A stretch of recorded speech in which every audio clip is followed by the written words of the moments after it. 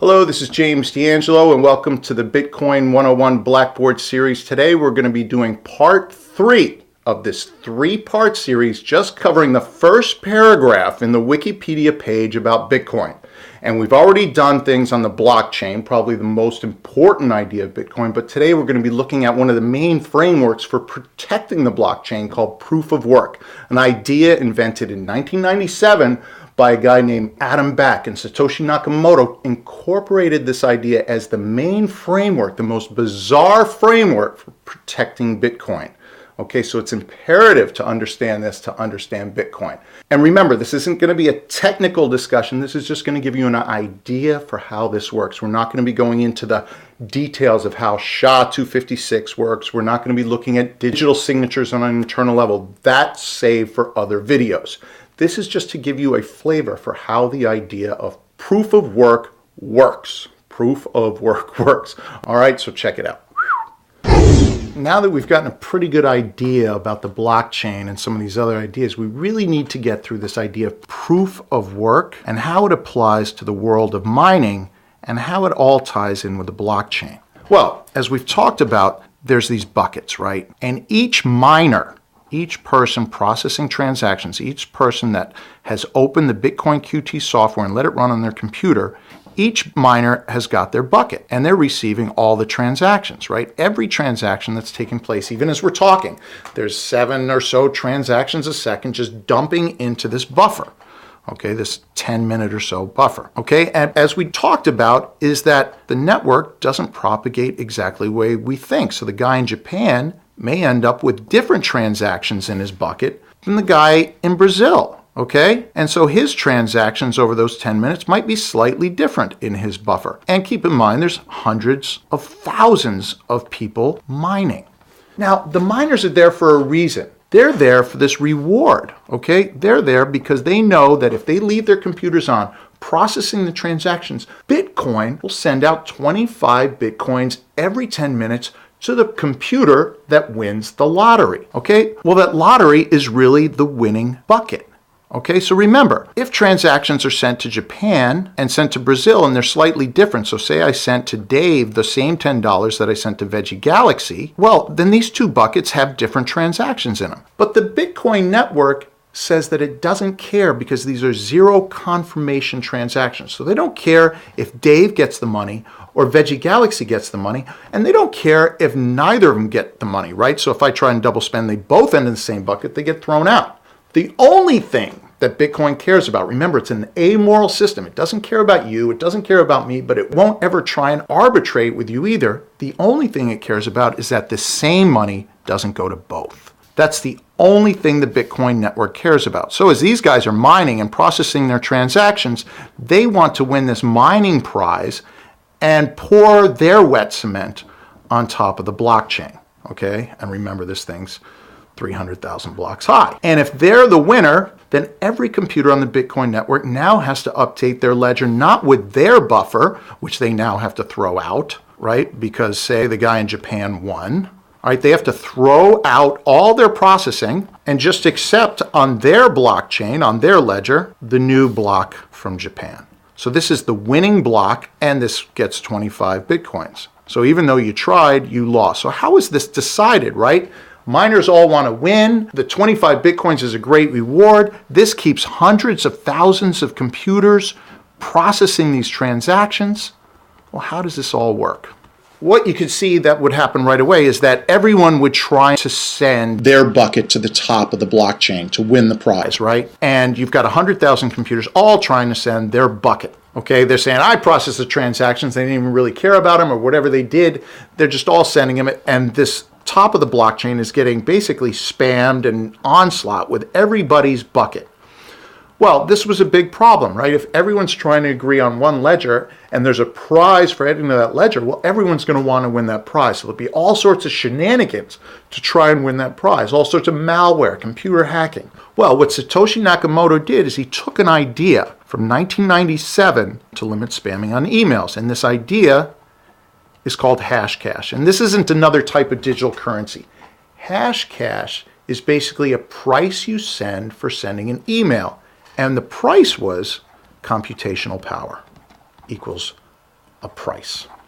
Okay? So if you wanted to send 100,000 emails, you had to do much more computational work than if you were going to send one. And the way this is accomplished, the way Adam Back developed this, is he made the computer that's sending the email, it would have to solve a puzzle. Now remember, computers are very good at solving puzzles. So this puzzle became very, very hard to solve. And it was so hard that it took a regular computer like my computer to solve this puzzle a couple seconds, right? 2 seconds to solve. Well, that doesn't seem like a big deal. If you're sending one email and you want to spam one person, 2 seconds is not a big deal. The issue is if you want to spam a lot of people, well, then it becomes a very big deal. Say you want to send 1 million spam emails, and each one of those computers insisted that you solve the Hashcash puzzle.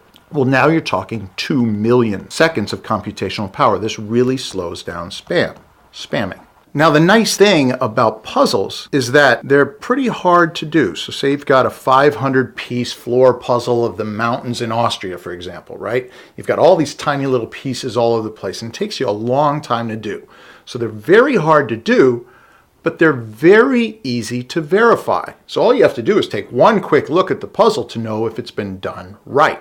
Okay, so that's the same thing that Adam Back used for his Hashcash. He used a very hard to do puzzle, very difficult to do, but very easy to verify. Okay, and the same can be said of like a padlock, right? So say you have a padlock, and you don't know the combination, right? And someone needs to open it. Well, that's a really tough puzzle. And it turns out that the average padlock has around 200,000 possible combinations. So if I just put someone in a room and told them they had to get that padlock open by turning combinations until it was open, they're likely to figure it out after turning 100,000 combinations. Well, if 100,000 combinations each take around 10 seconds apiece, well, you're talking around 15 days until they'll get the padlock open. But once they do, they can tell you the number. Say it was 34, 26, 7. They can not only give you the code of what they did, but they can also do one other thing. They can show you that the padlock's open. So you know in 1 second that their 15 days of work was valid. Okay? The padlock's open, you have the code, you can redo it again. This is exactly how proof of work works in Bitcoin, to prevent sort of the spamming of the blockchain, of every miner just trying to scream that they've solved transactions, everyone trying to win those 25 Bitcoins. What they do is they basically hand out the exact same padlock, okay? And this particular padlock they're handing out is a SHA-256 puzzle based on the transactions in the buffer that takes an average computer maybe 1.5 years to solve. But the computer's just plugging in random numbers. So if you have hundreds of thousands of those computers, it's likely that one of those computers on the network will solve it in around 10 minutes. And this is how the clock works, right? The Bitcoin network isn't saying we're going to give out a prize every 10 minutes. The Bitcoin network insists that you solve a puzzle that takes approximately 10 minutes for the entire network to solve. Okay, so if any one computer was working by itself, plugging in random numbers, well, there would be a new block every 2 years. But with all the computers together fighting to solve that, one of them gets lucky. One of them basically turns that combo that turns the combination lock in the first few minutes. And then all they have to do to let the network know that they succeeded is all they have to do is broadcast their combination, their successful winning combination, 34, 26, 7. As soon as that's done, every other miner on the network, the losing miners over there, can turn that combination and go, that block's been solved. Those Bitcoins go to the guy in Japan who turned that lock faster than I did, and that block from the Japanese guy is now on top of the blockchain.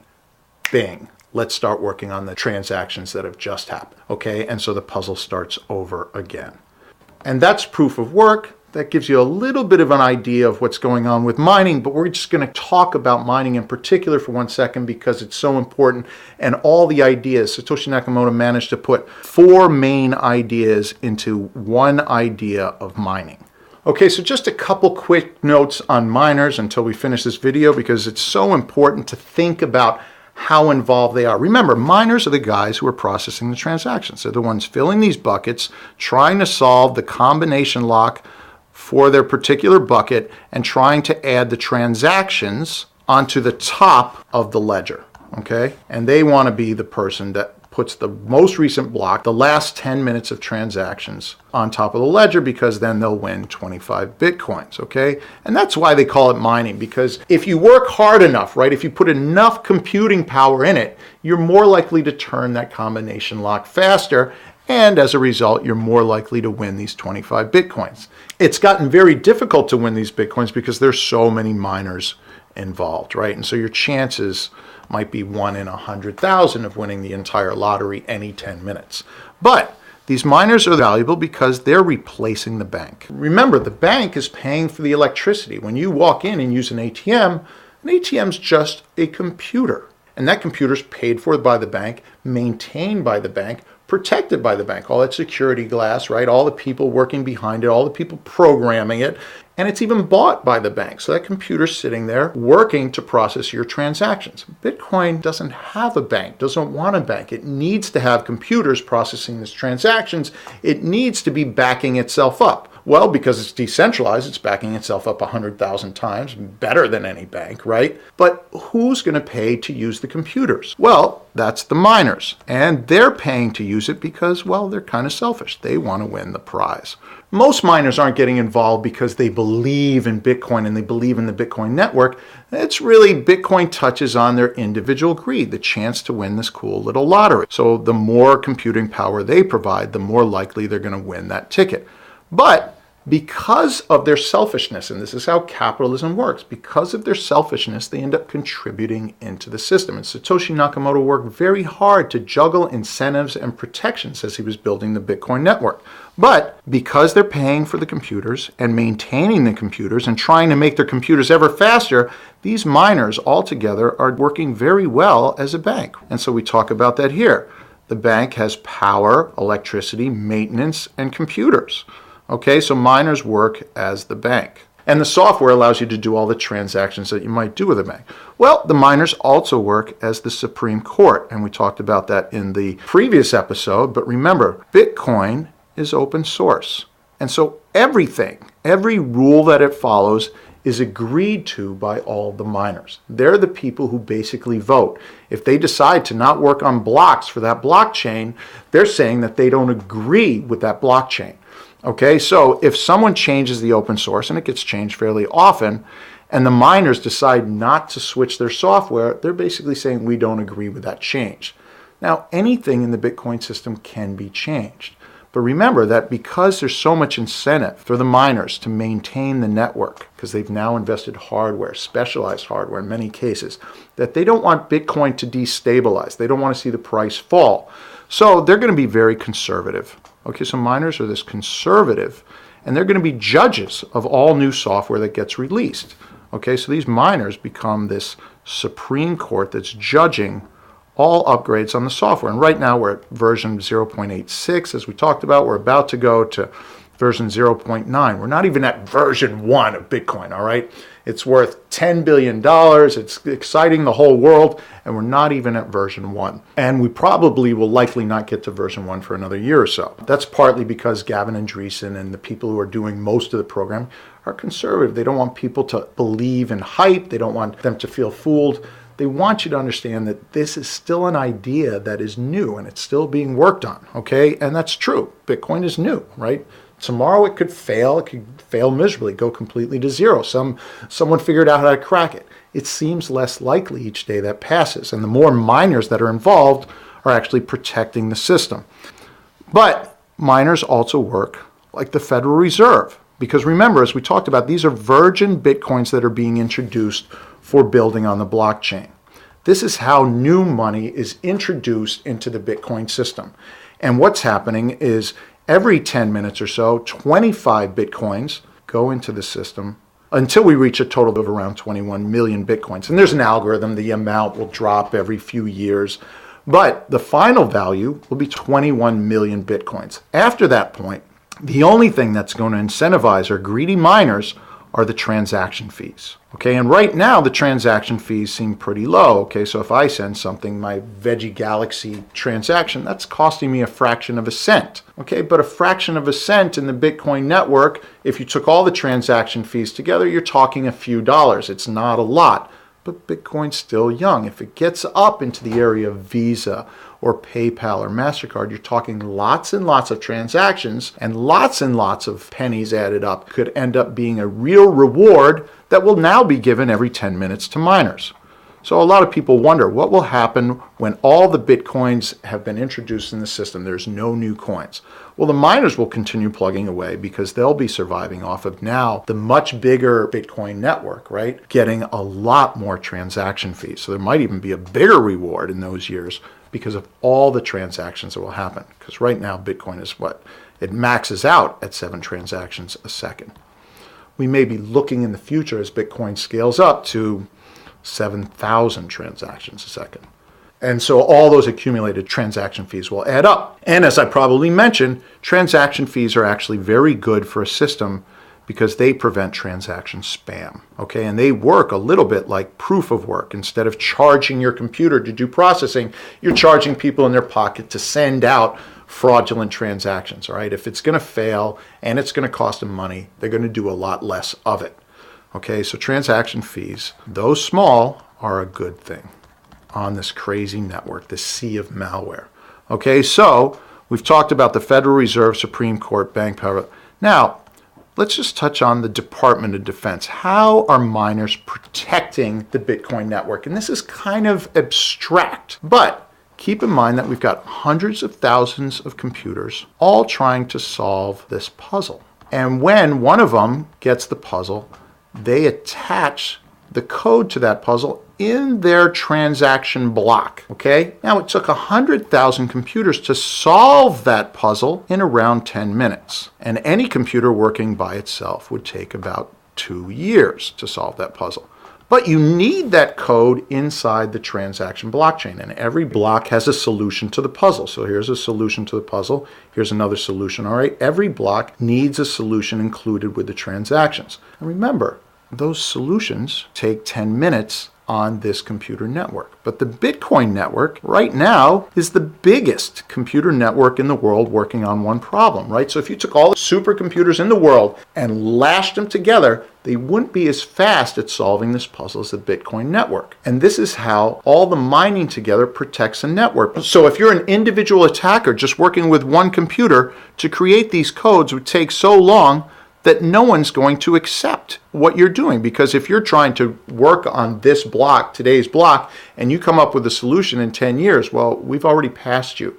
We're not interested in that block from way back when. So if you're trying to send some fraudulent things, if you're trying to play with the Bitcoin network, well, you've got to compete now with these 100,000 computers. And they talk about this in the Bitcoin world in terms of hashes, because the problem that Bitcoin computers are solving is called a hash, right? It's the SHA-256 hash. And one hash takes a computer a little bit of work. And the whole Bitcoin network is now protected by the computing power that can do petahashes per second. And just to put that in comparison, my computer, which is a fairly modern MacBook, can do megahashes per second, okay? And peta is 15 zeros. The network actually can do 5 petahashes, so the network can do 5, 1, 2, 3, 4, 5, 6, 7, 8, 9, 10, 11, 12, 13, 14, 15. It can do 5 petahashes. My computer, working all by its lonesome, can probably do 2 megahashes, so it can do this. So I would need around 2 billion of my computers all lashed together to start to fight the Bitcoin network. And that's what's protecting the Bitcoin network, is this massive, massive computing power protected by these coded puzzles. Okay, and it's the most bizarre thing, but this is the genius invention of Satoshi Nakamoto building on Adam Back's Hashcash to protect this ledger that's sitting in the middle of the ether, right? It's being protected by no person individually. It's being protected by people's greed, their avarice for 25 Bitcoins every 10 minutes. It's being protected by the schemes that Satoshi Nakamoto put together. It's really, really phenomenal stuff. And we're going to talk a lot about hashing. We're going to talk a lot more about proof of work and all other videos. But hopefully now you're getting a feel for how insane this mining is and how many roles they play in the Bitcoin network. And all you have to do is download Bitcoin QT software, click go, and you become a miner. You're not going to get rich doing so unless you invest a lot in the hardware, but you'll be part of this, right? You'll be part of the Federal Reserve, the Department of Defense, the Supreme Court, and the banking. And it's quite an honor, okay, to be part of this madness, this wild revolution. Okay, so hopefully now you have a good feel for all the things that we've talked about. Transactions are verified by a decentralized network. Specialized computers use proof of work system, double spending, digital currency, miners, pay-to-hashes, the blockchain, proof of work, okay? Hopefully you've got a flavor for all these ideas in this first paragraph of the Wikipedia page. Please remember to like, subscribe, comment, do whatever it is you do, and we'll catch you at the next video.